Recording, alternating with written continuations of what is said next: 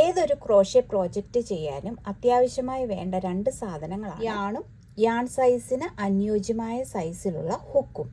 Yarn and hook പോലെ ആവശ്യമുള്ള മറ്റൊരു ഘടകമാണ് സിസേഴ്സ് എപ്പോഴും തന്നെ യാൺ കട്ട് ചെയ്യാനായിട്ട് യൂസ്ഫുൾ ആയിരിക്കും.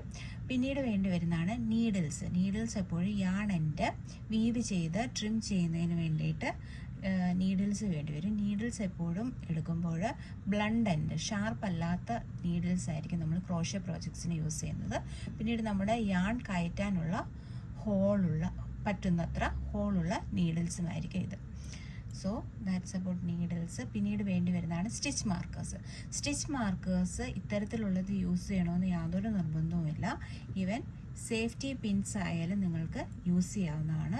സേഫ്റ്റി പിൻസ് അല്ലെങ്കിൽ ലെഫ്റ്റ് ഓവർ യാൺസ്, പഴയ പ്രോജക്ട്സിൻ്റെ യാൺസ് ഒക്കെ അവിടെ ഉണ്ടെന്നുണ്ടെങ്കിൽ മറ്റൊരു കളറിലുള്ളതാണെങ്കിൽ അത് വെച്ചിട്ട് മാർക്ക് ചെയ്യാം. അപ്പോൾ നമുക്ക് പെട്ടെന്ന് ഫസ്റ്റ് സ്റ്റിച്ച് ഏതാണ്, എവിടെയാണ് ഇൻക്രീസ് ചെയ്തത് എല്ലാം പെട്ടെന്ന് ഐഡൻറ്റിഫൈ ചെയ്യാൻ പറ്റും. സോ എവിടെയൊക്കെ നിങ്ങൾക്ക് സ്റ്റിച്ച് മാർക്കേഴ്സ് യൂസ് ചെയ്യണമെന്ന് തോന്നുന്നു അവിടെയെല്ലാം യൂസ് ചെയ്യാവുന്നതാണ്.